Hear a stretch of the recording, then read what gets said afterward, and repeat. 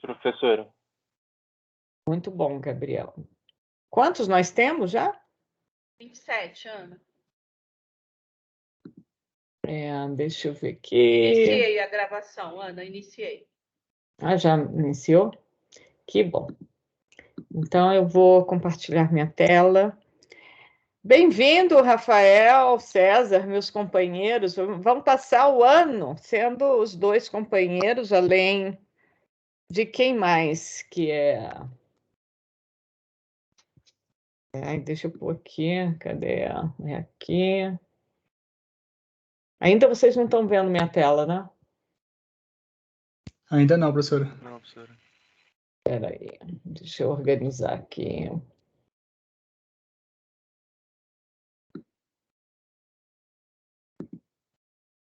Ai, meu Deus. Acho que eu estou precisando de uma terceira tela. Oi, Gabriel, e esses... Quem que é esse que está atrás de você? É o Messi Careca, professora. É o quê? Quem é? Não entendi. Messi Careca. Os caras rindo aqui. É o Messi careca. É o Messi? Futebol. Só que ele tá careca. É o Messi? Eu estou vendo a camisa é do Barcelona, mas achei meio diferente. Olha só. Vocês estão vendo minha tela? Sim, agora Agora sim. sim. A apresentação? Não está em apresentação, Ana. Aí está. Ele vai pensar primeiro. Meu Deus. Aí foi. Ok. Engraçado, tem hora que eu vejo um montão de gente, tem hora que eu não vejo nem todo mundo. Engraçado isso nesse aplicativo, né? Professora, quando você está apresentando, acho que o pessoal desliga para não pesar muito a chamada. Também acho. Eu já fiz tenho isso. feito isso também.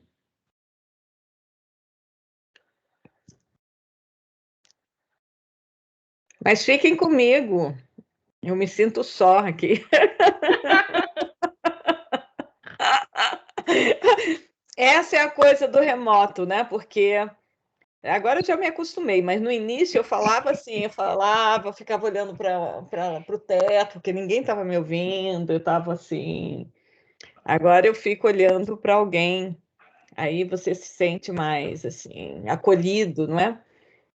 Você não é só o estudante que sente essa pressão, o professor também. O professor também é humano, é gente. De vez em quando. Ai, meu Deus. Olha, começando, então, já estamos gravando. Isso tudo foi gravado, gente, olha só.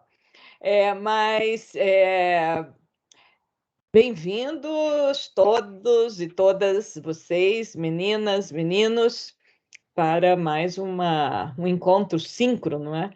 De demografia.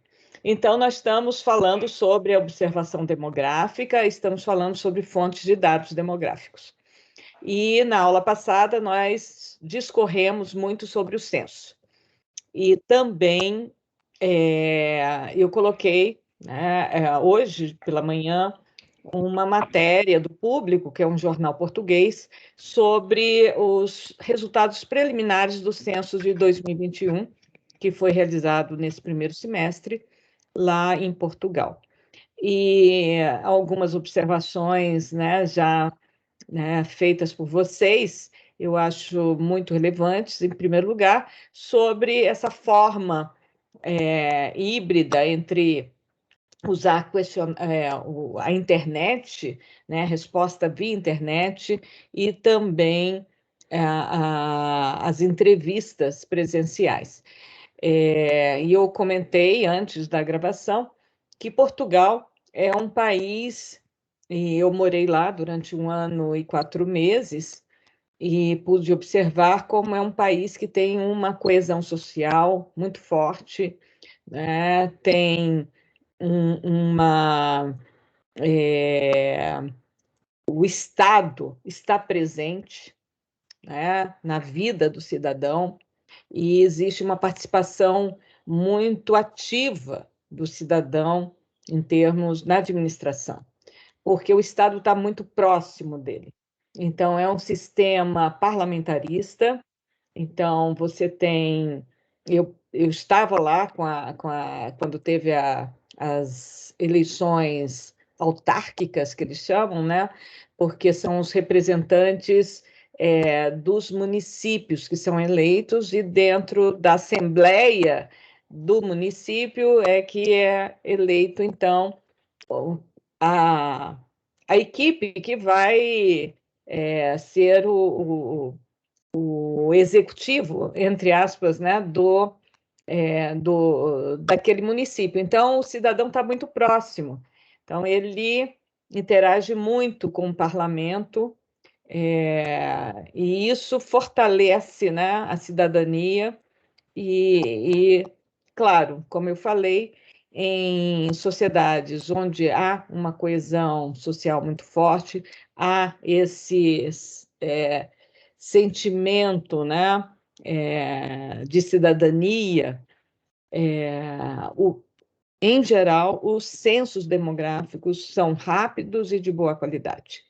Então, por quê? Porque, como um dever cidadão, né, é de informar, né, corretamente ao censo. Nós temos mais dificuldades aqui, porque nós temos uma população também que está ausente, muito distante do Estado, ou seja, o Estado está distante dessa população, e então dificulta em muito. A gente também vai usar sistema híbrido com a internet, usando todas as tecnologias, o que será muito importante para garantir, né, sobretudo, as respostas das classes mais altas. Um dos problemas mais difíceis, né, de coleta, eu não pus aqui na cobertura, entrar, por exemplo, nos condomínios. Então, o Brasil, né, essa é uma nova forma de habitar, né, você tem muitos condomínios de alta classe, até média, né, média alta, classe média alta. Então, esses condomínios, o recenseador não entra. Em pesquisas, por exemplo, da Codeplan, e mesmo durante o censo demográfico de 2010, como eu falei para vocês, eu participei da comissão do censo, comissão local, e a grande dificuldade de coleta estava na octogonal, que são fechados, né? Condomínios fechados, e muita recusa no Lago Sul. Então, para alguns já se abriu a possibilidade da resposta por internet, mas, por exemplo, agora, a PIDAD, que eu vou falar para vocês, que é a Pesquisa Distrital por Amostra de Domicílios, que eu participei em 2018, muita dificuldade, tanto na ortogonal, no Lago Sul e no Mangueiral. Mangueiral, a gente teve que fazer um acordo com o síndico, então o censo também vai ter essas dificuldades. Agora, imagine esses condomínios que estão espalhados pelo Brasil afora, é muito complicado fazer, né, o levantamento nessas residências. Então, o Brasil tem uma complexidade muito grande. Antes de passar para o César, eu vou comentar a pergunta que o Gabriel fez, que é sobre os chamados setores ou habitações subnormais, classificadas assim. Eu não gosto desse adjetivo, mas foi assim classificado no censo de 2000 e 2010. São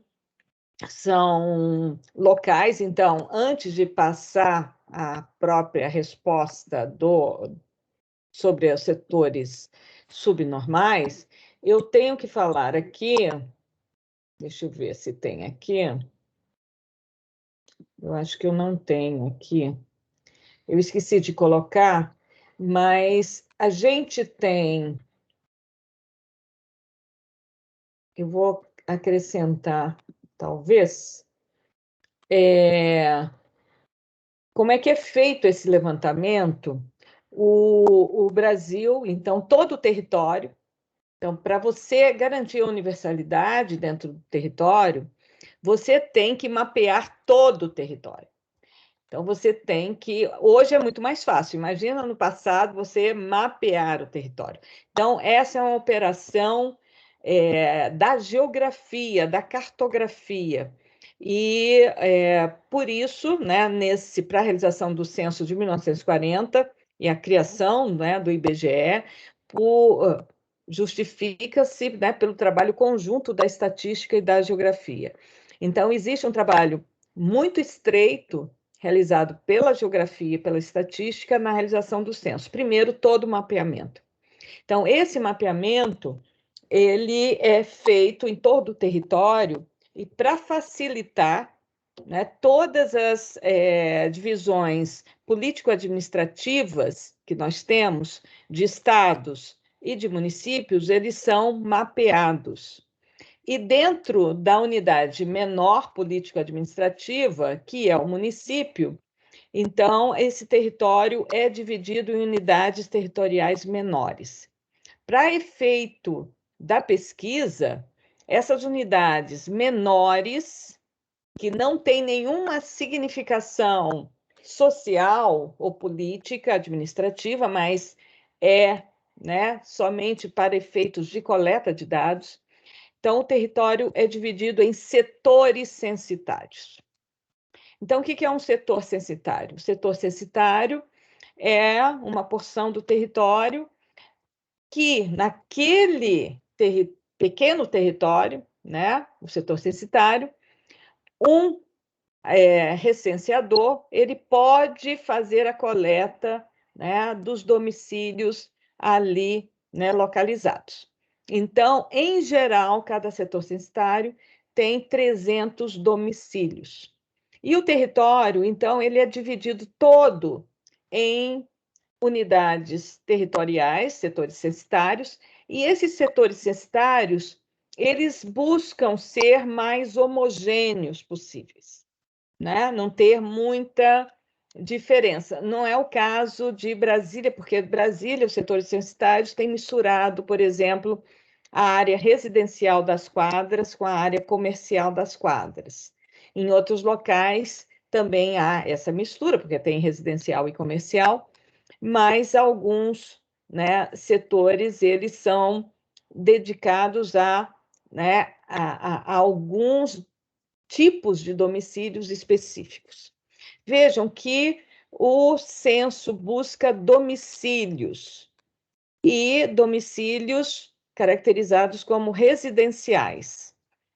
Ele pode ser um domicílio particular, como ele pode ser um domicílio coletivo, um hotel, por exemplo.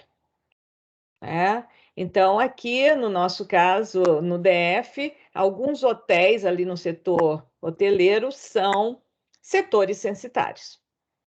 Então, o Garvey, por exemplo, ele foi um setor censitário. Então, você tem ali, você mapeia primeiro, né, vê quem é que mora onde, e você desenha no mapa os setores censitários, de tal forma que a junção dos setores censitários a junção vai formar uma unidade político-administrativa de interesse do Estado, né? Então, para a administração pública. Então, aqui no DF, a gente trabalha com regiões administrativas, então, o censo de 2000, ele, né, ele considerou essa divisão em 19 regiões administrativas à época e fez toda a distribuição dos setores censitários. Em 2010, como não havia sido ainda definida a que a gente chama as poligonais, né, das regiões administrativas, não tinha sido aprovada, permaneceram as 19 RAs. Para desespero nosso de planejadores, né? Porque a gente não tem informação para todas as RAs. Tem algumas RAs que estão quebradas nos setores censitários. E algumas RAs também teve para definição, agora já foram definidas, né? A Câmara Legislativa definiu, mas alguns setores censitários ficou parte para um lado e parte para o outro. Por exemplo, ali Taguatinga, Águas Claras, o como é que chama? Tagua Center? Não, como é que chama? O shopping de Taguatingas? Como é que chama? JK? Não, Taguatinga Shopping, que fica no Taguatinga Pistão. Shopping. Então, como a divisão seria o Pistão Sul, e o lado de cá, onde está o shopping, seria Águas Claras. E a comunidade de Taguatinga fez um movimento, foi muito aí, foram na Câmara Legislativa e brigaram por isso. Então, o desenho mudou. Mas isso, né, vocês vão ver que tudo é desenhado, muito bem desenhado, com todos os endereços, etc. Existem alguns setores censitários, só um instantinho, que agrupam tipo de moradias que não são regulares. Então, em 2010, o Sol Nascente foi considerado como um setor censitário com habitações subnormais, porque era um setor censitário que congregava toda aquela área de habitações não regularizadas. Então, foi considerado subnormal. Então, muitas vezes, favelas, ocupações irregulares, foram considerados, eu não sei como é que vai ser nesse censo agora, mas nos 2 últimos censos, a gente tem os setores que agrupam essas moradias subnormais. Então, por exemplo, em São Paulo, você tem Paraisópolis, você tem algumas favelas ali em torno, né, debaixo, né, dos viadutos. Tudo isso é mapeado, né, para que o recenseador altamente treinado possa ir a esses locais de moradia, não vou falar residência, mas locais de moradia, porque são irregulares, mas as pessoas moram ali por anos. E aí vão ali e fazem um levantamento daquela população com suas características. Então, é isso. Antes, tudo é mapeado. Claro que pode ser que algo surja depois que seja mapeado. Mas como agora a gente tem essa facilidade de monitorar o território online, né? Assim, tempo real, você sabe o que está acontecendo e ali você vai agregando para que, né, seja, então, levantada a informação daquela população que ali habita, tá? Eu não sei se eu respondi completamente, Gabriel, mas, Gabriel, Respondeu sim, obrigado, professor. qualquer coisa você anota e pergunte. César, pode falar. Professor, com você falando do país que tem uma coesão social mais alta, me fez lembrar teve um policy review que eu fiz sobre estratégias para conformidade fiscal, né? E tipicamente você encontra 2 tipos, né? Aqueles que têm sanção de fato punitiva e algumas de sanção premial, né? E me faz pensar, não tem como ter algum mecanismo coercitivo para o censo? Assim, obviamente isso tem um custo social, porque é o Estado sendo coercitivo mais uma vez, né? Mas não tem como você restringir, por exemplo, que nem a gente comentou no chat na última aula, né? Por exemplo, a China tendo o crédito social na medida em que você se conforma às necessidades ou normas do governo, né? Não tem como ter uma restrição do acesso dessas pessoas que, por exemplo, poderiam facilmente responder um questionário, tipo, o pessoal do Lago Sul, aos serviços? Poderia ser feito nada desse tipo? Poder pode, eu sou contra. eu não sou nada a favor da coerção. Então, eu acho que se você tem a questão da cidadania, né? Do reconhecimento da cidadania, você tem direitos e deveres.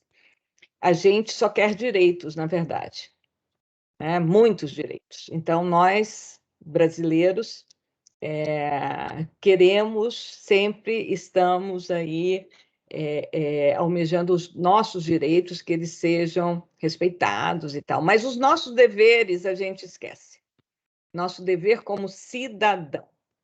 Então, eu acho que isso faz parte de uma campanha. Claro que em momentos políticos, como nós vivemos há muitos anos, aliás, a minha vida toda eu vivo em um momento político difícil, quando você pensa que a coisa vai melhorar, a coisa finalmente melhora, aí você, não melhorou tanto. Mas a vida é assim, pelo menos aqui a gente tem uma certa liberdade para falar, mesmo durante a ditadura, né? Que a gente falava apesar de você.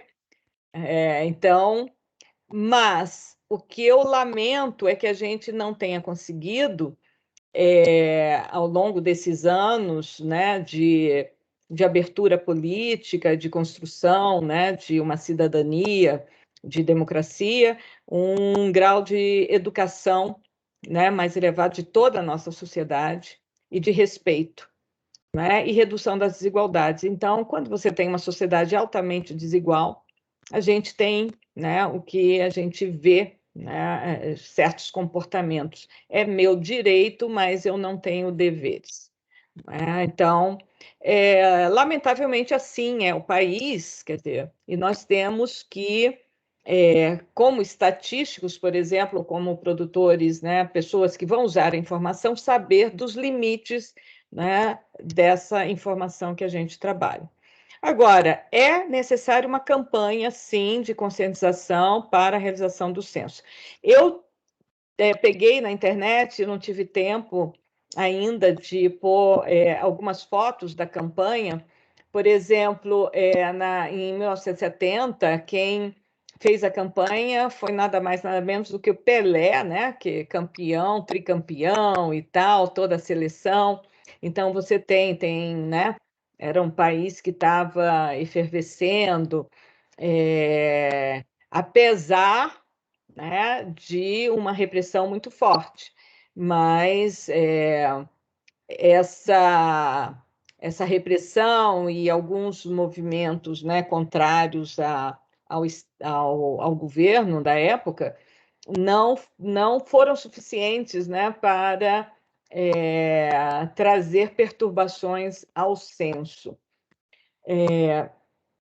Já em 1980 também já é um censo um pouquinho, que tem sua qualidade, mas um pouquinho menor, porque o país também tem uma desorganização social em termos, né, da acelerada ocupação urbana. Então, você tem, né, aí conflitos urbanos muito importantes.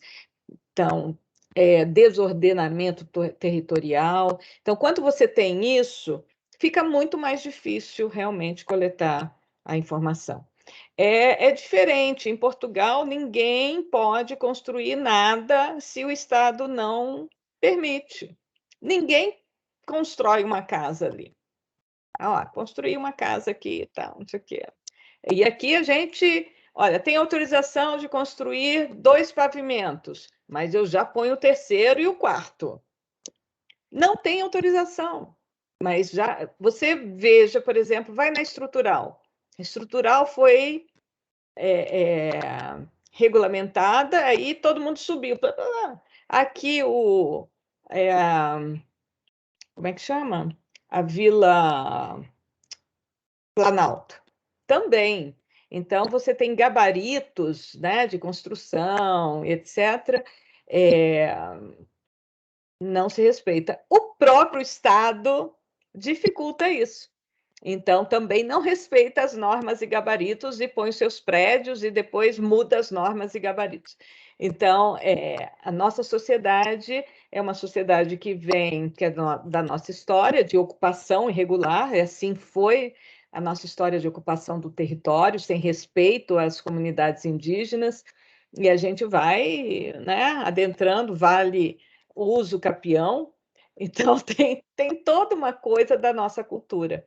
Então, a nossa cultura tem coisas boas, né, que a gente é alegre, tem toda essa coisa da informalidade, que muita gente adora isso, porque você vai a Portugal, tudo é muito certinho, né? Então, cadê a incerteza? A incerteza também é bom, mas isso dificulta. Mas eu não sou a favor de uma coerção. A informação deve ser prestada de maneira voluntária, né, dentro daquilo, né, do dever do cidadão, né, de prestar aquela informação. Daqui a pouco a gente vai ter quase todas as informações hoje importantes que o censo levanta, a gente vai ter num cadastro, num grande cadastro, né, nacional, e aí a gente vai ter outras questões éticas a serem tratadas. Ok? Então, falei mais sobre o censo, mais alguma indagação sobre o censo? Eu tenho uma dúvida, professora. Sim, fale. A senhora comentou logo no início alguma coisa sobre 300 domicílios, não foi? Em torno do setor censitário. Então, por exemplo, 3 prédios aqui no Sudeste seriam um setor censitário. Isso, Então, uma RA é dividida em vários setores censitários, né? isso. Em 2010, o DF foi dividido em 4.500 setores censitários. Agora, a senhora também comentou que Brasília tem algumas áreas que tem comercial e residencial, mas mesmo assim eu acho que vai ser uma das melhores cidades do país para fazer um censo, né, por causa da organização, não é?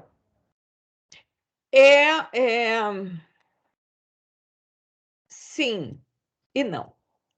Em termos, olha... Por causa das invasões, né, Ana? A gente tem muito problema com essa questão das invasões e da amplitude do território aqui no Distrito Federal. Aqui a gente tem um espraiamento muito grande do chamado tecido urbano. Então, é muito espraiado. A gente tem muita dificuldade de fazer pesquisa nas áreas nobres da cidade. Então, você vai, o síndico não deixa entrar, não deixa isso, não tá. Então, você tem que ter uma campanha junto a esses locais. Foi o que a Codeplan fez, a gente espalhou para todos os síndicos, fez reunião e tal, né, para que a gente tivesse essa adesão ao censo. A gente tem áreas que a gente não entra. A gente tem que fazer um acordo com o tráfico para entrar. Então, não é fácil. Tá? Assim como no Rio de Janeiro, né, Ana? Que teve, assim como parece no Rio de Janeiro. No censo passado, eles roubaram, acho que os palmes. Então, a gente tem esse problema, por exemplo, da violência. Eu esqueci de falar da violência. A violência urbana, ela também dificulta o censo, porque muitas pessoas não querem abrir suas casas porque não sabem se é realmente um agente censitário ou alguém, e teve isso no censo passado, tem isso nas pesquisas. Um entrevistador da Codeplan foi preso pela polícia até provar que era entrevistador. Foi terrível. Então, a gente tem uma situação difícil. Mas Brasília, em termos do mapeamento, não é dos mais complexos. Hoje, né, também não é tão complexo assim, né, você mapear tudo. Porque aqui a facilidade é que a gente não tem que subir morro, descer morro, né? Igual Belo Horizonte, é tudo assim, e sobe, Bahia também, né? Salvador tem muito morro e muita favela, então isso dificulta muito. Mas é em torno disso. As áreas rurais também são mapeadas, todo o território é dividido em setor censitário. Então, a gente tem setores censitários urbanos que territorialmente eles são menores, porque eles são mais densos, e setores censitários maiores, né, que são muito maiores na área rural, tá? Então, são muito mais extensos. Então, você veja, tinha um setor censitário em 2000 que era em Sobradinho, um setor censitário na área rural de Sobradinho, que ia ali do Paranoá, da divisa com Sobradinho, até o Colorado. Então, era um único setor censitário. Nesse setor censitário, né, numa parte dele pequena do setor censitário, foi, né, foi ocupado, né, que hoje é Itapuã. Então, se você vir, é um setor enorme e um pedacinho dele que é o Itapuã hoje. E indo mais para Sobradinho, nesse mesmo antigo setor censitário, hoje está sendo construído o Itapuã Parque. Para você ver. Então, agora o IBGE vai ter que dividir o Itapuã com o Itapuã Parque para ter setores censitários mais adequados. Então, você vai também redividindo o território para adequar melhor a operação. Ok, Matheus? Mais alguma Sim, pergunta? obrigado, professora. Eu sugiro, eu acho que a Valéria pôs aqui ainda, né, o link, vocês lerem, tem muita coisa interessante sobre a operação censitária. Eu coloquei a definição do que é aglomerados subnormais, que é interessante vocês lerem, sabe, por que se chama subnormal, um aglomerado, né? Às vezes, no meio de um setor censitário, tem um aglomerado subnormal. No caso de São Paulo, por exemplo, quando a gente foi trabalhar com refúgio, a gente tinha locais específicos onde tinha um grupo de refugiados que surgia do nada ali, um grupo alocados em alguma residência ligada à igreja, ligada a algum apoio, né, de acolhida. Muito bom, Valéria. Outra coisa que eu não falei, e que eu acho importante falar, e talvez a gente vai falar quando for trabalhar com dados, mas já vou falar aqui, que eu esqueci, é que nós temos a informação no nível do indivíduo aqui, olha, não é? A informação é no nível do indivíduo. Só que para a divulgação dessa informação, nós não podemos identificar o indivíduo.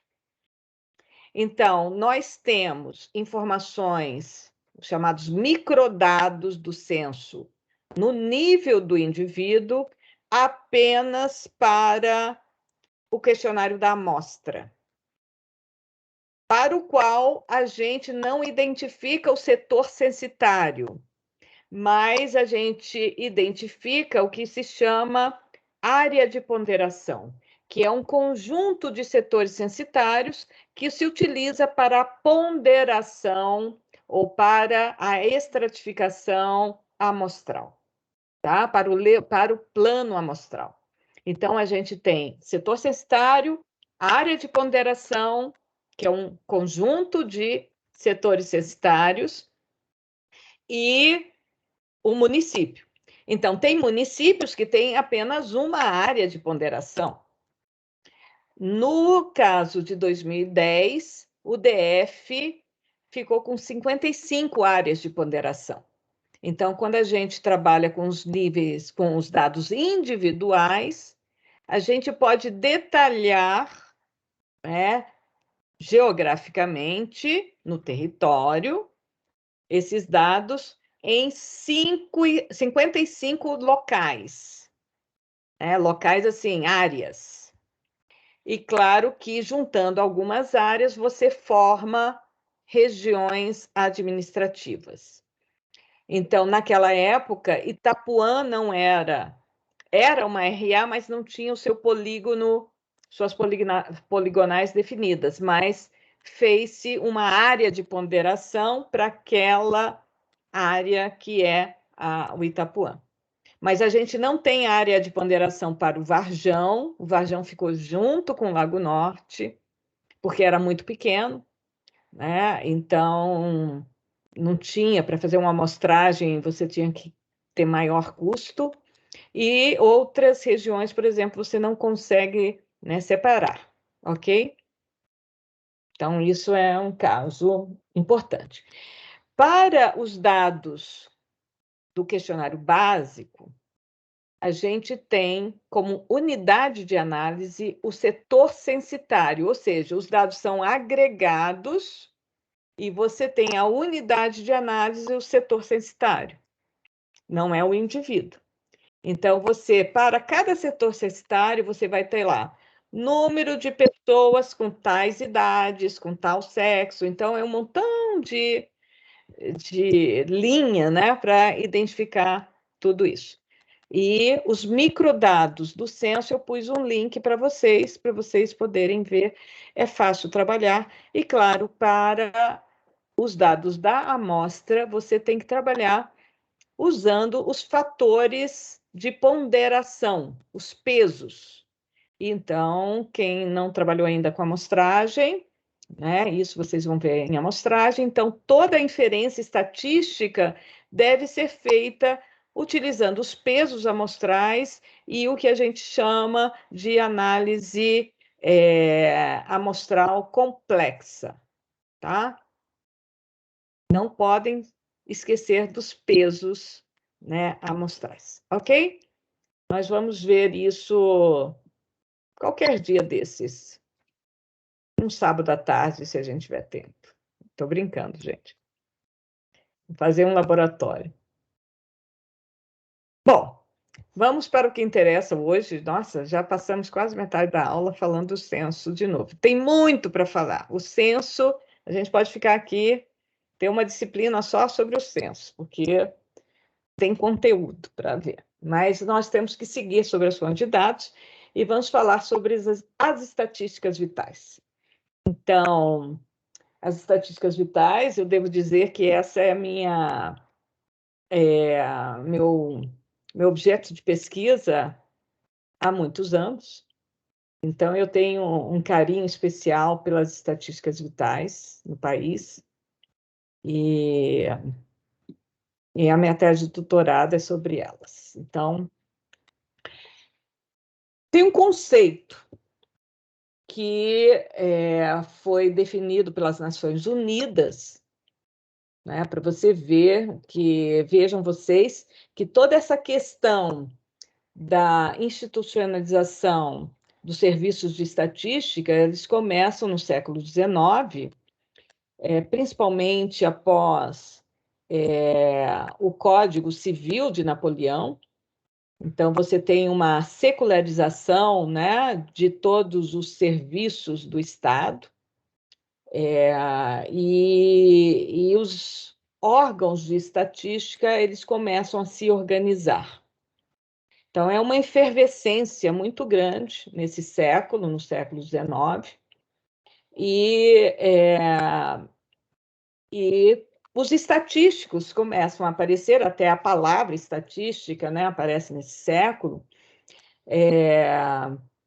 designando, né, esse tipo de serviço que já era realizado no passado, mas ele foi institucionalizado nos chamados Institutos Nacionais de Estatística, ou Direções Gerais de Estatística, como no caso do Brasil.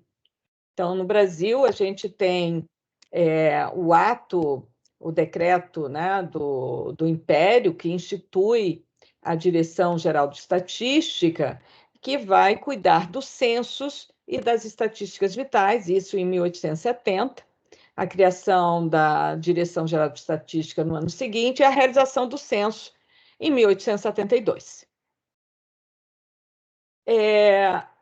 Então, isso internacionalmente, né, começam a se organizar e o primeiro Congresso Internacional de Estatística foi justamente para discutir estatísticas vitais, né? E como a gente vai ver aqui, a questão dos censos, então toda essa questão das estatísticas públicas. Então, internacionalmente se define, são definições internacionais, né? O que deve ser um sistema de estatísticas vitais. Então, hoje é Nações Unidas, né, que organiza, que não organiza, mas que tem a governança, vamos dizer assim, né, desse sistema em todo o mundo. Então, ele verifica, né, onde que você tem, né, um sistema mais bem organizado, não tem sistema de estatísticas vitais, etc. Mas um sistema de estatísticas vitais compreende, primeiro, o registro legal. Então, o registro dos eventos vitais é um ato legal, é um ato reconhecido legalmente. Então, isso aconteceu no Brasil em 1888. Tá? Um decreto que eu vou mostrar para vocês, né, de março de 1888, assinado, claro, pela princesa Isabel, porque Dom Pedro estava em viagem. Então, o registro civil de pessoas naturais é instituído no país em 1888. Então, nós temos o registro legal. Mas, além do registro legal, um sistema de estatísticas vitais compreende a coleta e organização dos registros para fins estatísticos.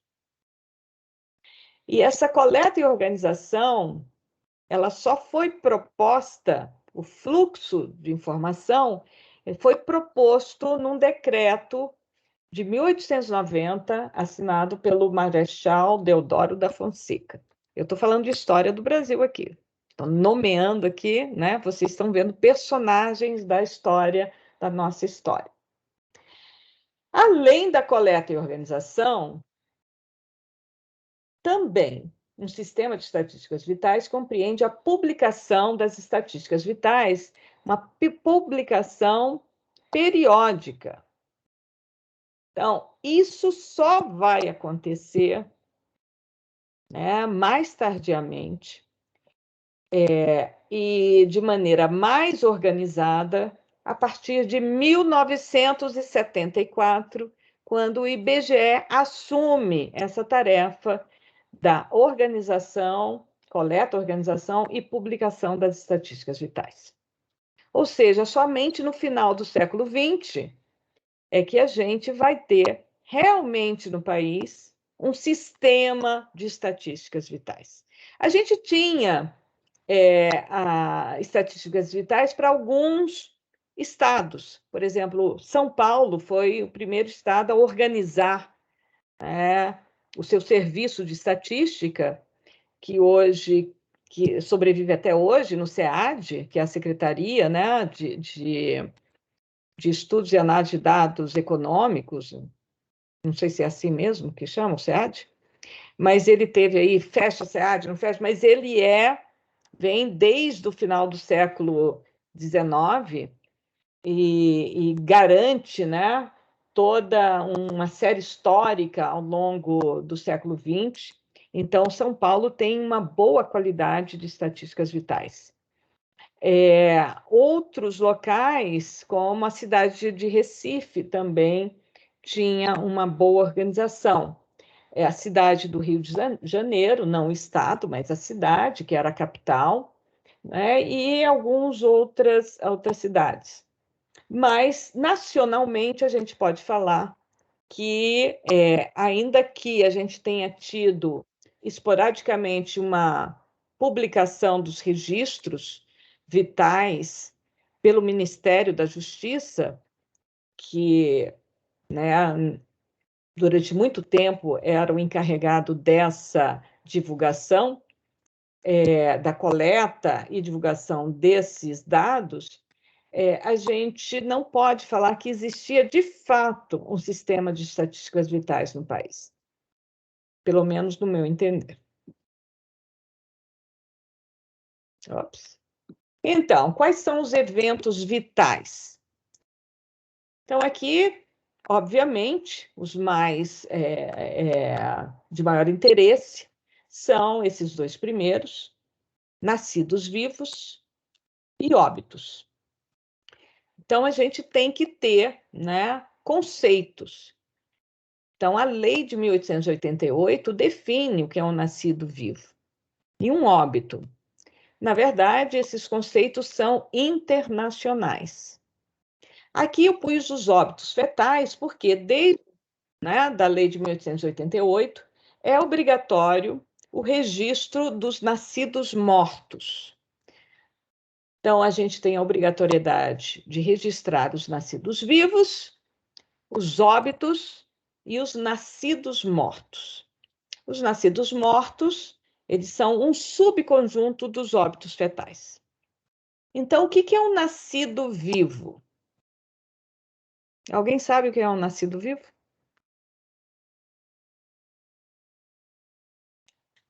Nasceu e não está morto? Quando é que nasce e não está morto? No momento do parto, que registra ou não? Pois é, veja que o conceito de nascimento vivo, ele existe um conceito, porque tudo em estatística para se medir, você tem que ter um conceito por trás. Então, o que é o nascimento vivo? O nascimento vivo é o produto da concepção humana que, após a total expulsão do corpo materno, apresenta um sinal de vida. Veja, então, aqui eu não estou falando de nenhum tempo de gestação.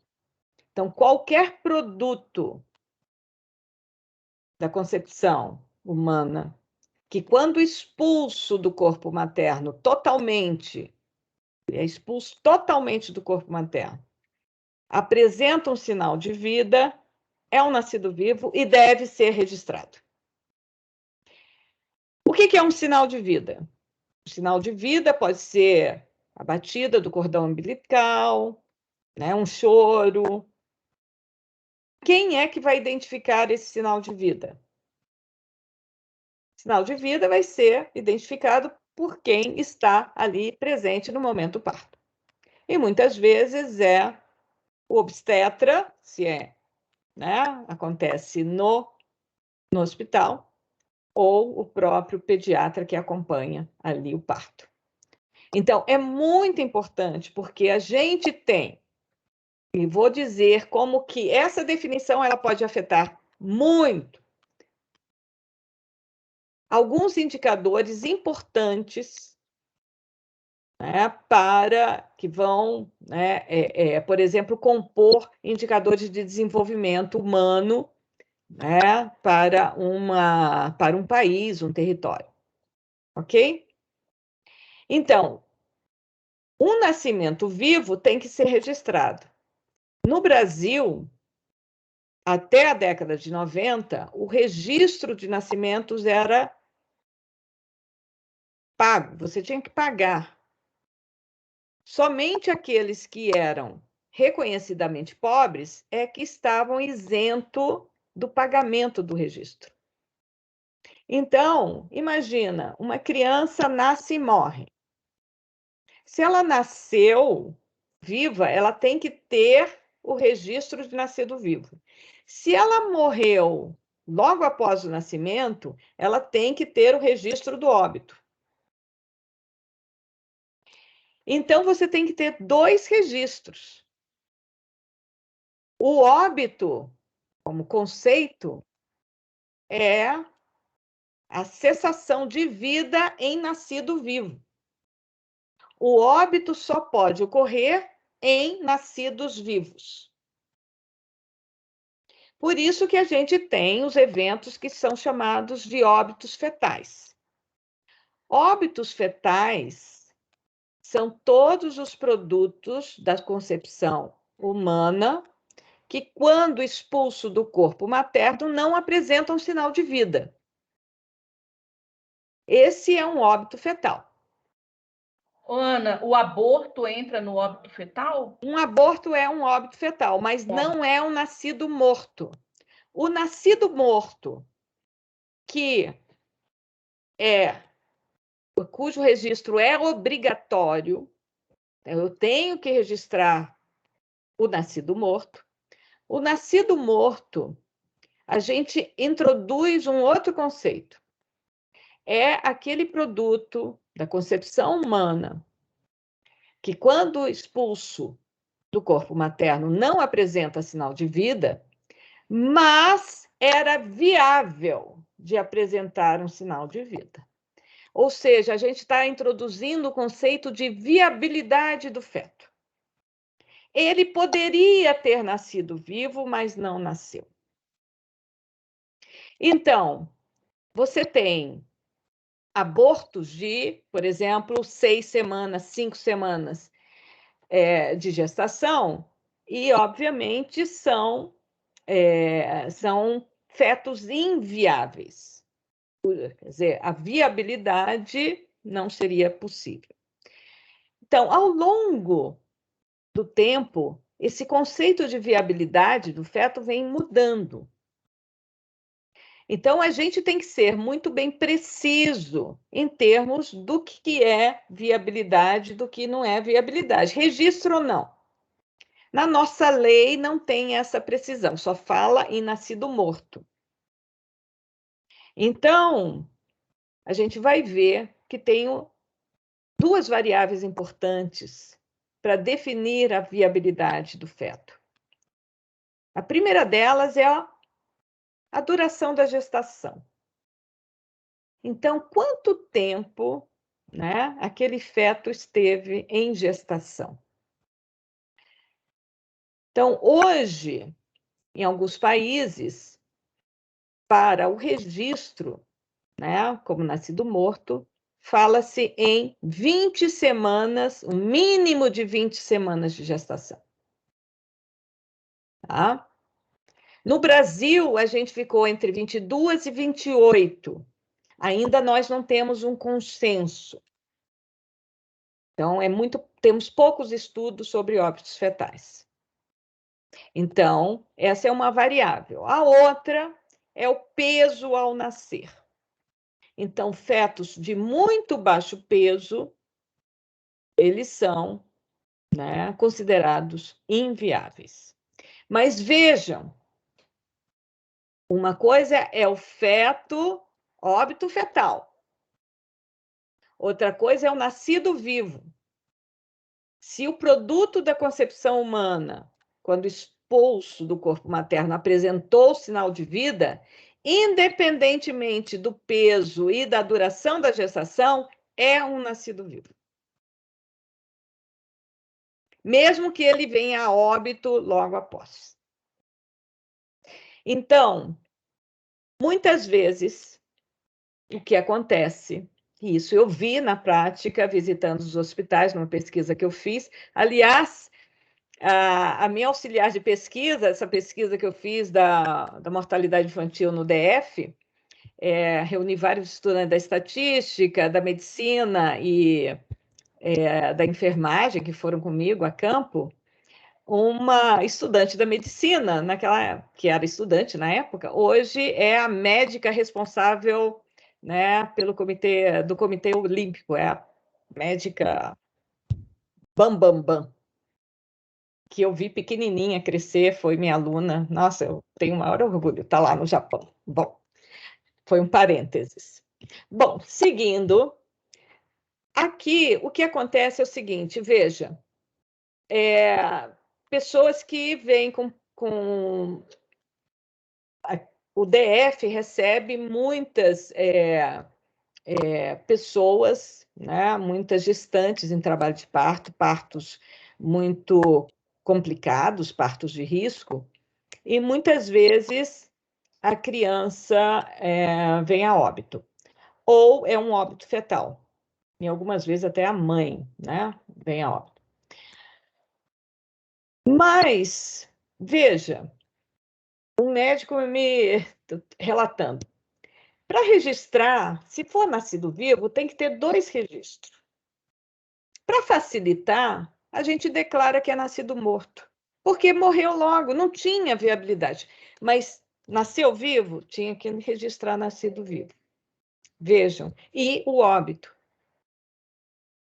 Então, muitas vezes a gente tem que fazer uma definição estatística em termos de considerar nascido morto através dessas variáveis do que pela declaração, né, do médico. Ok? Se ele fala se é nascido morto, se é nascido vivo, etc. Então, muitas vezes a gente questiona se aquele feto realmente nasceu morto. Tá? Então, nós vamos discutir um pouquinho isso quando a gente for falar de alguns indicadores de mortalidade infantil. Ok, gente, para esses conceitos? Bom, os outros que são importantes também para a demografia, casamentos, divórcios e separações legais. Esses dados fazem parte de um conjunto de dados que estuda a nupcialidade. A nupcialidade ele é um fenômeno muito importante porque a gente tem a formação das famílias, né, e também como isso pode impactar, né, no número de nascimentos vivos. Ok? Então, a nupcialidade é um tema muito caro para a demografia. E hoje, nesse tema da nupcialidade, está se falando muito das formações das novas famílias, né? As famílias sem filhos, etc, etc. Vejam que aqui a gente está falando de registro legal. Então, as estatísticas vitais no Brasil captam apenas uma parcela das uniões. Na verdade, a gente tem muita união estável. Tá? Então, isso não é captado pelo registro civil. Então, está se falando, por exemplo, as estatísticas de divórcio, que houve um aumento muito grande em 2020 do número de divórcios. Né? Então, por conta da pandemia, muita gente, né, tinha que conviver mais tempo com... É o trabalho remoto, Ana. É o trabalho remoto. Pois é. Antigamente, o sair de casa dava né, fazia respirar um pouco a relação. Agora tem que ficar todo mundo junto. Aí, com criança, ainda por cima, quando tem criança, a coisa complica. E adoções e legitimações, isso era importante no passado, quando você tinha a questão, né, de considerar, né, filho legítimo, filho bastardo. Então, no início, né, lá no século XIX, tinha muito isso, mas para o nosso país, esse é um tema não tão presente, tá? Tão importante em termos de estatísticas vitais. Aqui no nosso curso, nós vamos ficar, sobretudo, com os nascidos vivos e os óbitos. Nós nem vamos trabalhar tanto com óbitos fetais. Talvez a gente só tenha uma quantidade de óbitos fetais só para compor um indicador, mas não fazer um estudo mais aprofundado, né, desses óbitos, ok? Então, lembrando os conceitos. Óbito só ocorre em nascido vivo. Nascido vivo é aquele produto da concepção humana que, quando totalmente expulso do corpo materno, apresenta sinal de vida. Se não apresentou sinal de vida, é um óbito fetal. Se tinha viabilidade de nascer vivo, então é um nascido morto. E se é nascido morto, tem que ser registrado em cartório.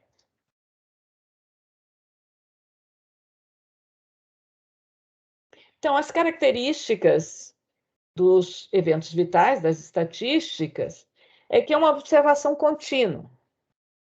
Então, veja, o censo é uma observação pontual. Eu tenho a data censitária, então toda a informação, ou quase toda, de interesse, vai se referir a um momento no tempo. Aqui eu tenho uma observação contínua.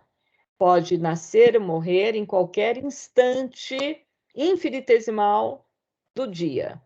Ou seja, ao longo que a gente está falando, muitos estão nascendo e alguns estão morrendo, infelizmente. Sim, César, você quer falar? Eu ia perguntar o negócio da viabilidade do feto, mas eu não sei se é muita minúcia para agora, se devia deixar para depois. Não, pode perguntar, eu posso não responder, mas vamos... Porque, por exemplo, sei lá, a gente tem uma criança que de fato nasceu, tem sinais vitais, mas é anencefalo, ou tem outra. É nascido vivo. Entendi. É isso que eu falei. O nascido vivo não tem nenhuma restrição. Expulso do corpo materno, apresentou sinal de vida, é nascido vivo. Pode ser anencefalo, é nascido vivo. E deve ser registrado. Se ele vir a óbito, então é um óbito. Mas a sua pergunta é muito importante. Porque em alguns países, isso aconteceu, por exemplo, nos países da cortina de ferro, eles maquiavam as estatísticas. Então, só era considerado nascido vivo quem sobrevivia ao primeiro dia, depois de 24 horas. Então, nós vamos ver nos indicadores, muda tudo, né? Muda tudo. Então, você pode, né, falsear os seus dados com relação... E tem prefeito no país, que a gente já fez investigação, o que está acontecendo? Então, porque tem meta para alcançar em termos de redução da mortalidade infantil, então tira tudo para óbito fetal. Sua pergunta é muito importante. Então, entra na subjetividade da viabilidade, mas a gente tem que ser bastante criterioso que nascido vivo é aquele que apresentou sinal vital, independente do peso da duração de gestação. Professora, a investigação que a senhora faz é local lá, ver se o cara está realmente colocando como escondendo alguns dados, ou você faz pela estatística mesmo e diz que não é possível uma mudança tão grande? A gente faz primeiro, quer dizer, isso foi rotina colocada no Ministério da Saúde, isso tem na rotina, a gente trabalhou e isso é rotina, então os dados vão chegando e eles vão analisando, e então tem toda uma rotina de acompanhamento. Aqui no DF, quem está no projeto de extensão conheceu o Dr. Delmanson, e eu fui com o Delmanson a todos os hospitais fazendo essa pesquisa, né, de como era registrado, de como que era isso, e pegando os dados dos livros. Foi uma pesquisa intensa, e essa foi uma parte, e na outra parte que essa médica, que hoje é a médica da nossa delegação olímpica no Japão, atuou como auxiliar de pesquisa. Você está vendo? Vocês, estudantes, podem ter futuros brilhantes, olha. Vamos seguir. Então, dos eventos vitais, a observação é contínua e é obrigatória.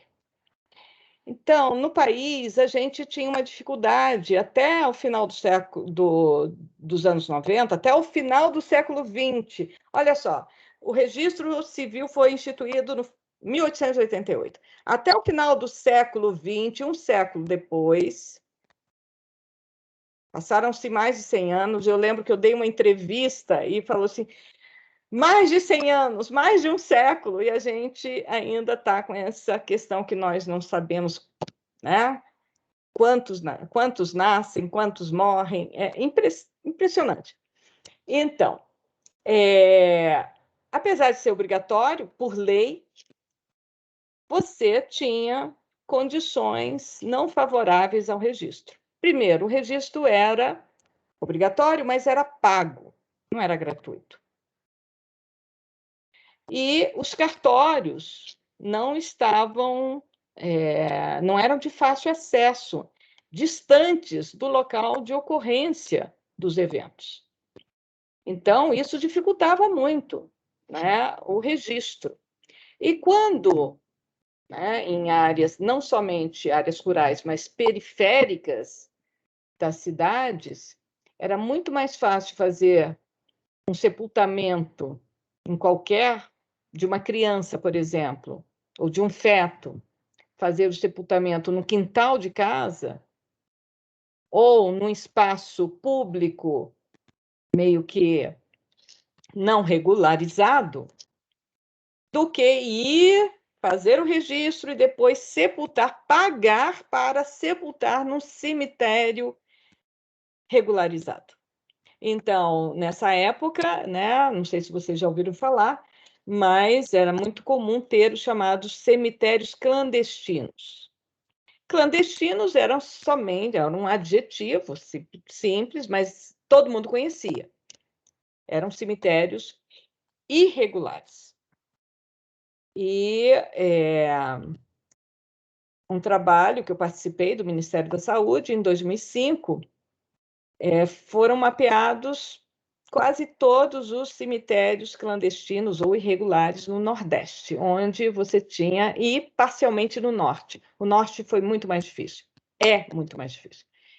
Mas ali a gente viu que muitos cemitérios, inclusive localizados junto à captação de água do município. Então, nunca mais eu tomo água captada assim, só água mineral no Nordeste. Meu Porque Deus, em Ana. Natal, gente, situação terrível. Isso por volta de 2005. Muito triste as condições de enterramento, sepultamento de boa parte, né, desses óbitos. Quer dizer, a população convive. Eu estou falando 2005, isso é o quê? 15 anos atrás, gente. Vocês já eram nascidos. Essa era a situação do país. Então, nós temos a questão da obrigatoriedade, mas foi muito difícil, né? E em alguns locais ainda é difícil ter esse registro de nascimentos de óbitos. Casamento nem se fala, né? Casamento é só para quem tem grana. Bom, abrangência territorial completa. Essa é uma característica muito importante do nosso registro civil, porque ele é obrigatório em todo o território nacional. Ou seja, se nasceu lá na Serra do Oiapoque ao Chuí, de Cabo Branco, aonde que era o outro extremo? Já esqueci. Tudo você tem que ter os cartórios mas isso não era tão verdade assim. Então, esse foi um trabalho, sobretudo, a partir do século XXI, que a gente consegue ter, né, um aumento da qualidade da informação. Sim, impressionante como a gente conseguiu. E a tecnologia ajudou também, claro. Então, as funções, né, desse registro civil, primeiro, administrativo ou legal, a partir do registro civil, dos eventos vitais, que você se torna cidadão com todos os seus direitos e deveres.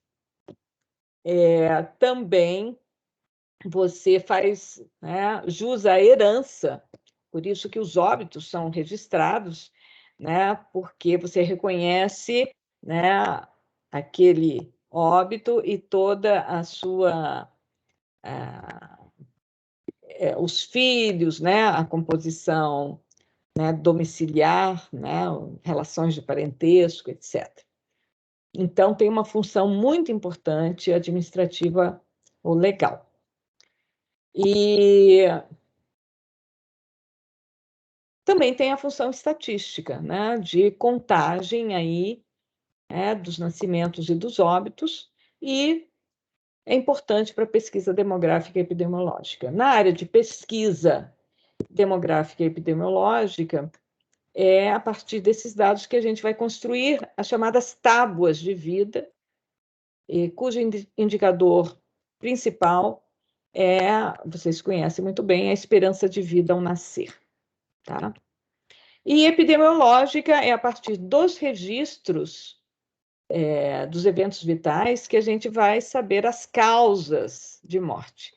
Então, no país, em todo o mundo, estamos assim super preocupados com a Covid, né? De que morreu, por que morreu, etc, etc. Então, são esses registros, esses eventos vitais que vão dar conta, né, dessa informação. Ok? Alguma dúvida mais? Eu estou aqui falo, mas não sei se vocês têm. Eita. Tô de boa, professor. Bom, então, as estatísticas vitais são importantes, instrumento para acompanhamento da evolução de uma população. Então, o grande problema agora, que a gente não tem censo, quantos nós somos, como é que não é. Então, a gente está fazendo um trabalho usando as estatísticas vitais para fazer, né, projeções ou estimativas populacionais para municípios. Também é um importante instrumento de monitoramento do exercício da cidadania, isso, sobretudo, em relação ao registro do nascimento. Isso não era verdade bem pouco tempo atrás, uma dificuldade, sobretudo, para a população de mais baixa renda, de ter, né, o registro dos seus filhos. Hoje, né, você tem realmente um registro praticamente universal. Teve uma campanha muito forte da Unicef no Nordeste, principalmente no Maranhão, né, de registro dos nascimentos e também registros tardios. A gente pode ver aí, tem muito registro tardio, depois de 6 meses, 1 ano. E é importante também para a implementação de políticas públicas, especialmente na área da saúde. Então, hoje a notícia de Portugal, pelo censo, mas pelas estatísticas vitais, a gente já estava esperando isso, com uma diminuição expressiva do número de nascimentos em Portugal, e já, né, o governo português está implementando políticas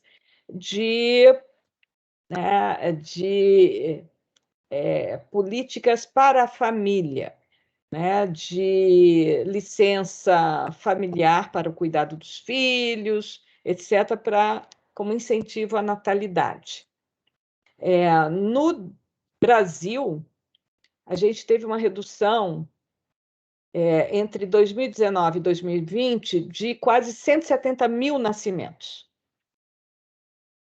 Então, foi uma redução muito importante. Nós estamos diminuindo o número de nascimentos, assim, muito de maneira acelerada até. E nós vamos ver que brevemente nós estaremos como Portugal com redução da população. Então, no Brasil, nós temos, falando de nascimentos e óbitos, nós temos aí 2 fontes. Nós temos o conjunto das estatísticas do Registro Civil, sob responsabilidade do IBGE, que corresponde aos nascimentos vivos, aos óbitos fetais, e aqui são os nascidos mortos, porque as estatísticas do Registro Civil são oriundas dos cartórios, então são aquelas que foram registradas nos cartórios. Os cartórios enviam, então, todos esses dados para o IBGE, que organiza esses dados e publica. Então, aqui não são todos os óbitos fetais, mas apenas os nascidos mortos, ou seja, aqueles que foram a registro. Os casamentos, separações e divórcios. As estatísticas vitais do Ministério da Saúde correspondem aos nascimentos vivos, e temos o Sistema de Informações sobre Nascidos Vivos, o SINASC, e os óbitos e óbitos fetais, que estão no único sistema, que é o Sistema de Informações sobre Mortalidade, que você tem que separar esse conjunto de eventos, óbitos fetais e óbitos não fetais. Então, essa é uma variável, né, que você reconhece. É fetal? Não é fetal? Então, você tem um instrumento de coleta aí para esses sistemas. Vejam que, tanto para nascimentos vivos como para óbitos e óbitos fetais, o evento é o mesmo no registro civil e nas estatísticas vitais. Mas, durante muito tempo, esses valores, ou seja, o montante, né, captado por cada uma dessas fontes de informação aqui desse sistema era muito diferente. Ainda são um pouco diferentes, tem algumas diferenças, mas são muito pequenas. E eu vou compartilhar com vocês um artigo recentemente publicado que faz essa vinculação das bases de dados. Então, aqui um pouco de história, eu já falei um pouco, pus aqui somente para vocês, né, para registrar. Antes, a gente tem os chamados registros paroquiais, que foram institucionalizados no Brasil em 1707, ainda, né, colônia. Então, você tem um registro de batismo, matrimônios e sepulturas pela Igreja Católica. Depois, isso se estende para os registros, né, da religião protestante também. E em 1888, como eu disse, tem a secularização dos registros civis. E somente em 73, com a Lei 6.015, na verdade, essa lei é de dezembro, o IBGE assume mesmo em 74, que ele começa, né, com a coleta, organização e publicação das estatísticas do registro civil. Em 1976, você tem implantação do Sistema de Informação sobre Mortalidade, o SIM, instituindo a declaração de óbito como formulário padrão para certificação de óbito no país. Então, até essa época, 1976, você tinha muitos formulários diferentes. Foi feito um levantamento, tinha mais de 40 formulários diferentes para atestar o óbito. Porque para o registro do óbito no cartório é necessário um atestado de óbito. Então, somente em 1976 que isso foi padronizado no país. Então, temos um sistema que é bastante recente, né, para comparação com outros países da Europa, Portugal. Em 1997, foi instituída a gratuidade universal para o registro de nascimentos e óbitos. Em 1994, a gente tem a implantação do SINASC, que instituiu a declaração de nascido vivo. Então, antigamente você podia chegar no cartório e pedir para registrar. Chegar, eu quero registrar meu filho. Ah, então tá. Tem testemunha? Tem. Aí trouxe fulaninho aqui, olha. Então tá. Você podia registrar qualquer um. Então, o que teve de problema de criança registrada, tráfico de pessoas, é um problema grave. E numa pesquisa que eu fiz aqui no cartório de Sobradinho, Sobradinho tinha emitido uma certidão de nascimento e, com isso, foi emitido um passaporte falso, quer dizer, a certidão tinha sido declarada, porque não tinha ainda a declaração de nascido vivo, e, resultado, descobriu que sequer era tráfico de bebês. No Galeão, a Polícia Federal, foi toda uma confusão, e a certidão tinha sido emitida aqui. Então, você tem cartórios em todo o país que tem cartórios mais... e aqui foi realmente, emitiu com 2 testemunhas dentro da legalidade, mas agora é muito mais difícil você registrar um nascido vivo. Por exemplo, aquele caso do bebê que foi sequestrado, né? Aqui Em Brasília, né? em Brasília, Pedrinho, né? Então, você tinha muito... Hoje tem muito mais controle, né? Muito, muito mais controle. Bom, aqui, só para colocar que em 2018, o ARPEN, que é a Associação dos Cartórios, decidiu publicar essas estatísticas. Eles enviam para o IBGE e eles decidiram criar, né? Eles mesmos divulgar. Eles chamaram isso de Portal da Transparência, mas esse dado não tem nenhuma crítica. Então, são dados que vêm do cartório sem crítica nenhuma, eles nem sabem do que estão falando direito. E em 2020, se vocês entrarem no site do CONAS, tem as estatísticas de mortalidade por Covid também, porque o Ministério da Saúde, né, não estava publicando isso de maneira oportuna, e os estados queriam acompanhar de maneira mais, né, mais recente, né, acompanhar mais próximo a questão da Covid. Então, tem esse painel que eu participei da construção desse painel aí junto com o meu grupo de pesquisa. Então, sobre a qualidade dos dados, nós temos problemas de cobertura ao longo, né, da história do Brasil, da história do registro, né, do século XIX para cá, a gente melhorou muito, mas essa melhora realmente é diferenciada a partir do século XX, final do século XX, início do século XXI, ou seja, muito recentemente. Então, a gente tinha muito problema de subregistro de nascimentos e óbitos, sobretudo os óbitos infantis, mas ainda a gente tem problema aí de cobertura, sobretudo no norte do país. Ainda temos muitos problemas. A gente tem erros na declaração de dados sociodemográficos. A idade é um problema, porque muita gente tem registro que não é realmente o registro correspondente ao nascimento, ou falsifica essa idade. E outro problema, principalmente aqui para a gente no DF, é a declaração do local de residência. Então, muita gente, para ser atendido nos hospitais, muitas gestantes declaram que residem no DF, e, na verdade, não residem no DF.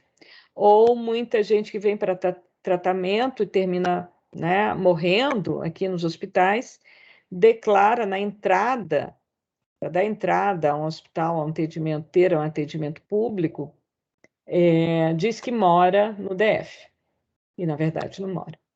Então, esse é um problema do local de residência.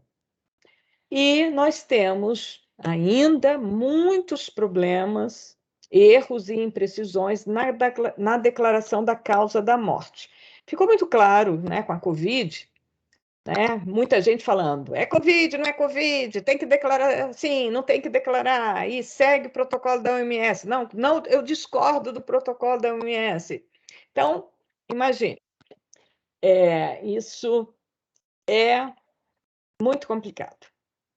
Esse é um outro projeto de pesquisa que eu estou há muitos anos e que tem 2 estudantes, né? A monitora de vocês, a Luana, está trabalhando nisso, e a gente trabalha com o que a gente chama causas múltiplas de morte também. Então, todas as causas declaradas no atestado. Para fins estatísticos, uma das causas declaradas vai ser chamada causa básica e vai aparecer nas estatísticas vitais. Então, de que morreu? Morreu de Covid. Então, Covid foi a causa básica. Morreu de infarto. Infarto foi a causa básica.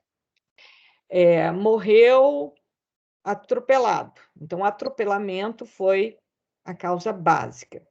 Mas ele foi atropelado e foi para o hospital e teve uma pneumonia e morreu. Qual foi a causa? Então, tem regras de definição de como escolher a causa básica. Então, se o acidente ocorreu há menos de 42 dias, ou há menos de 50 dias, ele está hospitalizado, a causa básica é o acidente. Ou seja, o que é a causa básica? A causa básica é aquela causa, né, aquela doença ou acidente ou violência, né, que inicia o processo mórbido, né, que dá o início ao processo mórbido. Então, ele pode morrer lá de uma parada cardiorrespiratória. Aliás, todo mundo morre de parada cardiorrespiratória, mas está lá. Ou de uma insuficiência respiratória, ou de uma pneumonia, ou de uma sepsemia. Então, essas são todas causas associadas ao processo mórbido e tem uma causa inicial. Então, essa proposição de classificação de causas foi feita inicialmente no século XIX por um francês, um médico estatístico francês, chamado Bertillon, e ele apresentou no primeiro Congresso Internacional de Estatística. Então, essa proposta, e que compõe hoje o que vocês conhecem, que é a Classificação Internacional de Doenças, a CID. Então, para todas as doenças, tem uma CID. No início, o Bertillon propôs causas de morte. Somente a partir da década de 50, na verdade, depois da Segunda Guerra Mundial, que começam a agregar causas de morbidade, ou seja, doenças que não levam à morte. Então, hoje, a gente vai implantar a Classificação Internacional de Doença, revisão 11ª, que é enorme, com códigos enormes. E também eu participo do Comitê Técnico Assessor para o estudo da implantação da CID-11 no Brasil. Então, isso também, o meu grupo de pesquisa todo participa dessa discussão. Quem quiser saber mais, a gente pode encontrar algum dia com um café para conversar sobre isso. Como diz a minha amiga, que é bióloga, ela diz, o seu tema é horrível, Ana Maria, falar só de registro de morte, causa de morte. Então tem que ter estômago para isso. Mas a vida é assim. Tem gosto para tudo, né? Alguma dúvida sobre as estatísticas vitais? Eu estou tentando reduzir ao máximo de fala, para que vocês possam ler, porque senão fica um monólogo aqui, vocês estão dormindo daqui a pouco.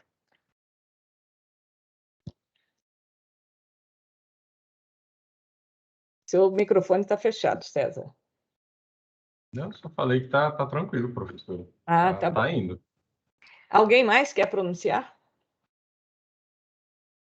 Faz uma seleção aleatória aí, Valéria, de alguns. Tudo certo aqui também, professora. Vinícius, muito bem. Tudo certo. Vamos ver mais. Bruno. Eu vou ver a frequência com que falam. Tudo jóia. Tranquilo. Pode não parecer, mas estamos vivos. Vocês estão vivos? Ainda estão vivos? Muito bem, gostei do... É o Hermes. Cadê o outro Hermes? Tem um aqui, professora. Vocês dois estão aqui na minha... Mas Depois eu não vejo. primeira... Eu tenho algumas bolinhas e depois eu tenho mais 26, ou seja, não sei mais quem está por aí. Depois da primeira hora de aula, o sono bate com força. Pois é, eu também acho. Por isso que a gente Ana, tem que... os meninos participam mais que as meninas. Cadê as meninas Pois da é, eu não vi turma? ninguém, nenhuma menina da turma. Tô Tem aqui. menina? Oi, professora. Oi, quem é você? Eu, É, que falou? Eu não... Bárbara. Oi, Bárbara. Já viu Olá. a sua poesia? Vi sim. Ah, bom, é linda. Fique até o final, porque aí você vai recitá-la no final da. Ah, não.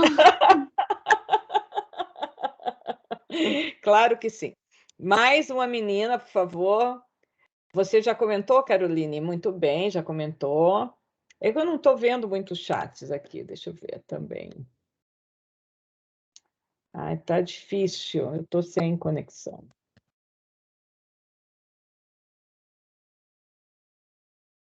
Ok.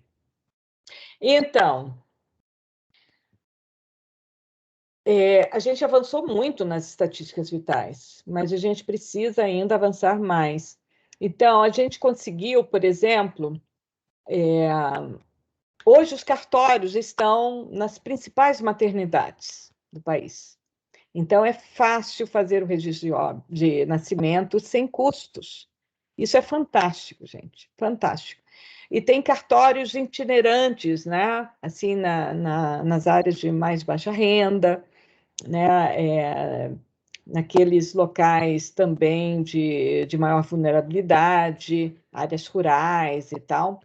E, atualmente, também o SUS, né?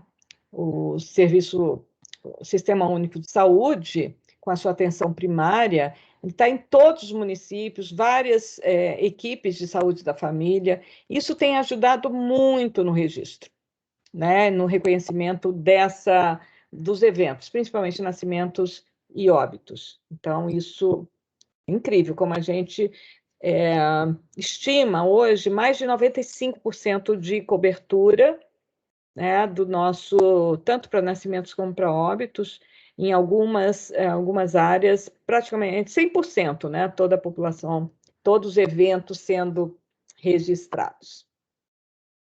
Vamos para as pesquisas domiciliares, que são outra fonte de dados importantes para a gente conhecer tanto a dinâmica como a composição, a estrutura, né, de uma população. A gente tem um grande problema, é que os censos eles são realizados numa periodicidade, né, de 10 em 10 anos, e a cada 10 anos, nesses últimos anos, principalmente a população brasileira, mudou muito. Então, a gente tem uma dinâmica muito intensa. Se você tem duas fotografias, dois censos, né? Você tem duas fotografias em período muito, né, num intervalo muito curto de tempo, você, né, por exemplo, você está assim e depois está assim, você infere que você fez o movimento daqui para cá. Tá certo? Então, se as fotografias são em intervalos curtos, é aquele do cinema, né? Que você vai vendo várias fotos encadeadas, você tem o movimento. Ok? Mas se você tem isso muito distante, então você já não sabe o que aconteceu. Estou assim e depois eu estou assim. O que aconteceu entre esse período? Quais movimentos aconteceram? E muitas vezes, quando eu estou, né, no meio do período pós-censitário, se eu não tenho estatísticas vitais de muito boa qualidade, eu não sei o que está acontecendo com a população. Então, isso é uma questão relevante. E a gente precisa de dados. Eu falei, dados populacionais são muito importantes, das características da população, para a gente tomar decisões. Então, para isso, a gente, geralmente, os estados, né, propõem a realização de pesquisas domiciliares amostrais, periódicas, que vão né, levantar diversos aspectos demográficos, mas não somente demográficos, sociais, econômicos da população. Então, vamos ver as principais pesquisas no Brasil. Então, aqui tem, além das fontes básicas, as pesquisas domiciliares fornecem informações sobre fecundidade, mortalidade, nupcialidade e migrações, para estimação de níveis e tendências, como também para análise mais profunda sobre determinantes. Quais são os fatores que levam à dinâmica, que, né, explicam essa dinâmica? Em países onde as estatísticas vitais de censo demográfico são inexistentes ou de qualidade deficiente, as pesquisas domiciliares são a fonte de informação privilegiada sobre os fenômenos demográficos. Isso é muito verdade nos países africanos. A Índia faz muita pesquisa também, amostral, não tem um sistema de registro. Então, o censo é muito caro. Então, muitas vezes, levanta-se, né, informações amostrais, mas com uma periodicidade menor, de tal forma que, por painéis, você consiga ter o todo. E nisso, né, a estatística avançou muito em termos da amostragem para fazer inferência.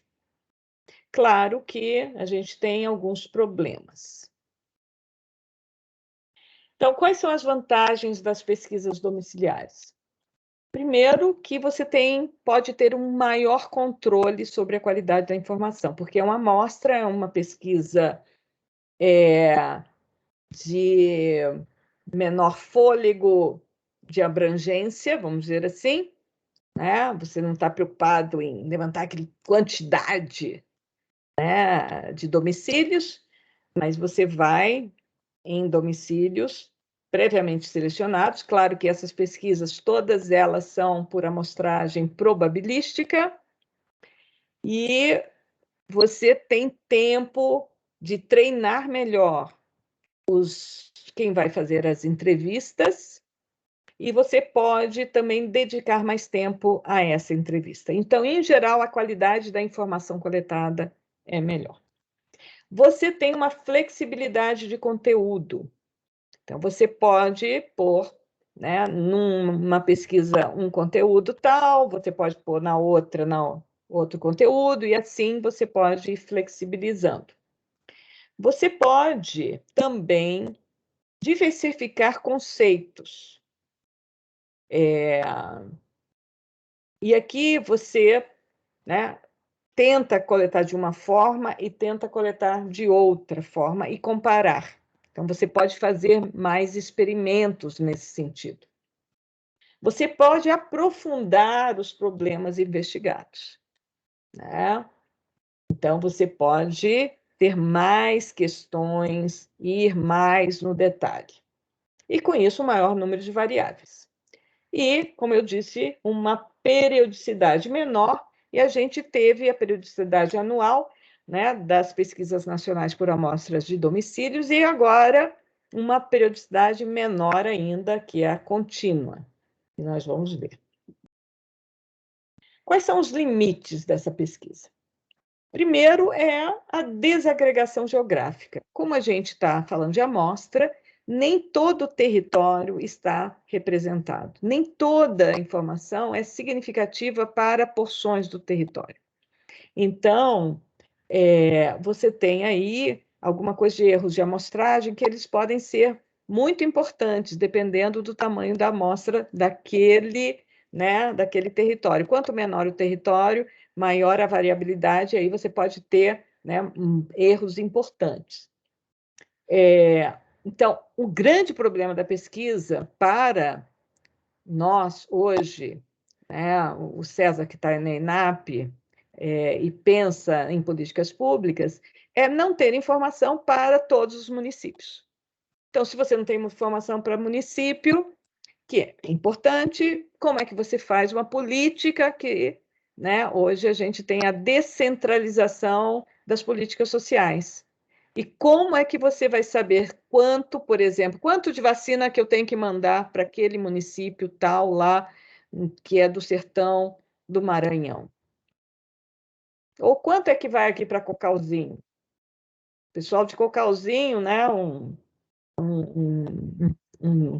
técnico de lá da prefeitura entrou em contato comigo, eu conheço ele. Professora, não quer fazer o estudo de Cocalzinho, quantos somos e tal, porque a gente está achando que tem mais e tal. Então, todo mundo precisa de estimativas, né? E as pesquisas não dão essa informação, se bem que para Cocalzinho tem a PIMAD que vai sair amanhã. Bom, nós temos uma dificuldade na atualização do CNEF. O CNEF é o Cadastro Nacional de Endereços para Fins Estatísticos. Essa é a nossa informação preciosa, porque é para fazer o censo, para fazer todas as pesquisas domiciliares do país. Então, esse cadastro ele tem que estar sempre atualizado. Então, o IBGE tem escritórios, né, espalhados por todo o país e o pessoal do IBGE vai, né, atualizando. Mas isso tem que estar muito bem azeitado, tem que ter técnicos, e o IBGE sofreu também aí muitos cortes. Então, se a gente não tem esse cadastro atualizado, a gente pode não pegar aquele setor, né, que apareceu agora e tal, então aí dificulta a nossa amostragem. Um grande problema das pesquisas, e isso aconteceu com a gente na Codeplan, são os domicílios fechados e as recusas. Ou seja, você seleciona um domicílio, chega lá, ele está fechado. Você vai de novo, ele está fechado. Aí você tem que fazer a reposição. Se você faz muita reposição, você está infringindo a seleção probabilística, né? Você começa a deixar de ser muito probabilístico. Mas, então, você tem aí um problema grave de recusas. Não quero responder. E isso precisa de um convencimento, né? Então, tanto o censo como as pesquisas domiciliares, que têm a mesma dinâmica, vamos dizer assim, né, sofrem desse problema. Mas a gente também tem temas que são difíceis captar a partir de amostras. Alguns temas, por exemplo, são mais raros e eles vão ficando uma informação muito fragilizada quando você analisa. E eu estou falando especificamente do tema da migração. A migração não é um tema, a gente viu, não dá para ser captado pelas pesquisas domiciliares, tem uma variabilidade muito grande, então não é muito informativo, tem problemas. Então, aqui eu pus as principais pesquisas no país. Então, eu pus o Sistema Integrado de Pesquisas Domiciliares do IBGE, que tem a PNAD, que foi até 2015, a PNAD contínua, que substituiu. Então, tem todos os links aí no nosso portal. A PME, que era a Pesquisa Mensal de Emprego, que foi, né, agregada na PNAD contínua. A POF, Pesquisa de Orçamentos Familiares, também que entra um pouco nessa grande, né, na amostra mestra da PNAD contínua.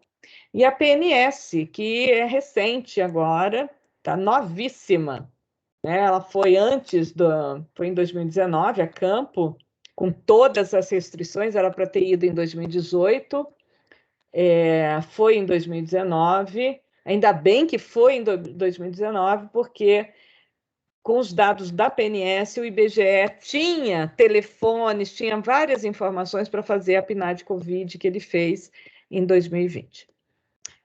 Na área metropolitana de Brasília, pela Codeplan, a gente tem a PIDAD, que é a pesquisa distrital por amostra de domicílios, que é muito semelhante à PNAD, com um desenho amostral específico para as RAs do Distrito Federal, e a PIDAD foi a campo, a mais recente, reformulada, né, em 2018, e agora ela está no campo de novo.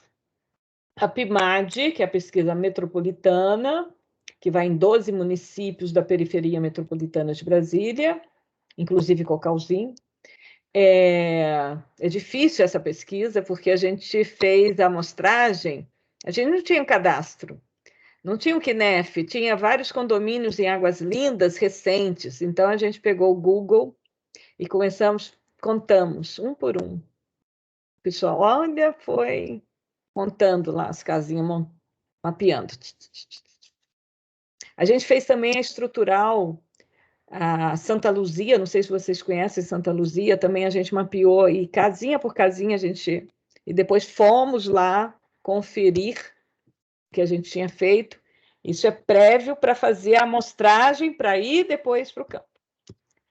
E a PED, né, que é a Pesquisa de Emprego e Desemprego, que a Valéria trabalhou durante um tempo, é a única sobrevivente no país, que é essa que vai não somente no DF, como também na área metropolitana.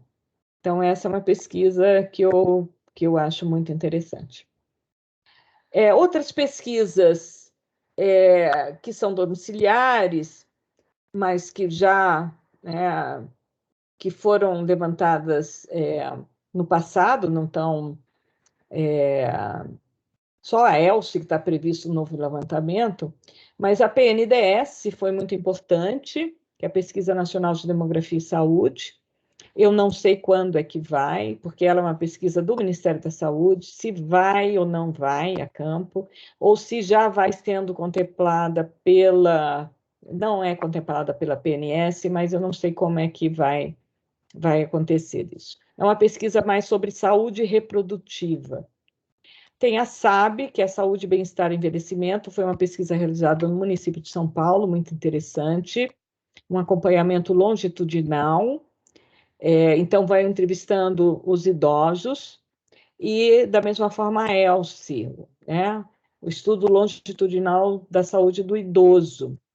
E eu trabalhei no meu pós-doc com essa pesquisa ELSE, que é realizada pela Fiocruz, e acompanha também um conjunto de população idosa, mas ela só foi a primeira onda e agora ela tem que voltar a campo, e eu não sei como é que vai voltar a campo. Então, isso no Brasil. Mas esse tipo de pesquisa longitudinal, de acompanhamento de pessoas, é muito comum na Europa, nos Estados Unidos, no Japão, em vários países.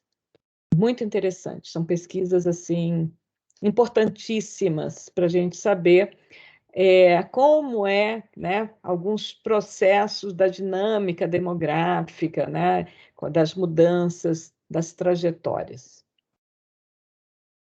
E, finalmente, aqui, eu só pus outras fontes para vocês, só vou mencionar, vocês têm outros registros administrativos públicos que podem ajudar a gente, né, a dimensionar, por exemplo, o tamanho populacional ou migração.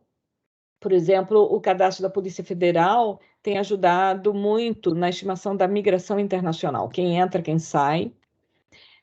Eu usei muito cadastro de programas habitacionais, os dados de empresas de água, energia, para fazer estimativas populacionais aqui no DF. A gente tem outros também dados da Previdência, do Trabalho, RAIS, CAGED, da educação, todos os censos educacionais, por exemplo, a gente está checando com o número de matrículas se a estimativa oriunda de um trabalho, né, está boa ou não, né, comparando com as matrículas escolares. Então, a gente tem nascimentos, tem as matrículas e tal, então a gente pode fazer um batimento aí de valores para tentar estimar essa população. Na saúde, a gente tem vários sistemas, o SH, que é de internações hospitalares, o SINAM, que acompanha várias doenças, agravos de notificação obrigatória. Temos o CNES, que é o cadastro de estabelecimentos, o CIS pré-natal, o VIVA, que é de violências, o CIVEP, não é CIVEL, não, CIVEP gripe, os dados da ANS, tudo isso ajuda a gente a entender um pouco mais sobre determinantes das componentes demográficas. Ok? Aqui eu pus alguns dados, por exemplo, Receita Federal, que um colega, não sei se vocês conhecem, Marcelo Medeiros, tem trabalhado para falar sobre desigualdades e tal, bem interessante. Esqueci daqui, está o cadastro único.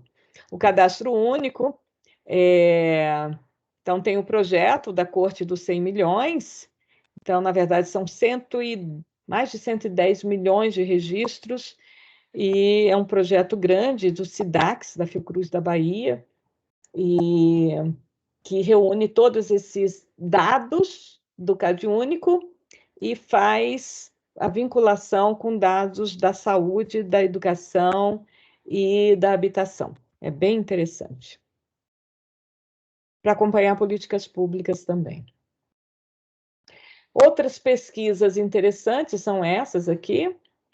A PENSE, que é a saúde escolar, a Munique, a Stadic, Vigitel sobre saúde por telefone, a PIMAC, a avaliação da atenção básica, e nós temos várias imagens de satélite, e em outros países nós temos os chamados registros de população, que talvez a gente vá caminhar aí, né, com a tecnologia, acompanhar todo mundo com um número único, etc. Bom, é isso em termos de apresentação, e a gente já está bem avançado, mas ainda temos um tempinho para uma ou duas perguntas, se quiserem, e se não, vai ter atividade agora para vocês, então, lerem, refletirem. Ok?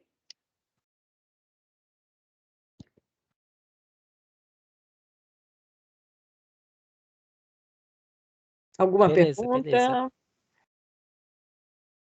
Então, minha sugestão, vocês leiam todo esse material, passeiem lá pelos links sugeridos.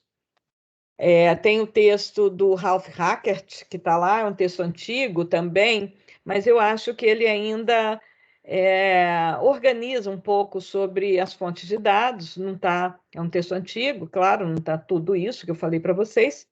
Vocês podem consultar lá no site atualizações, mas dá uma ideia geral, né, do que são as fontes de dados demográficos.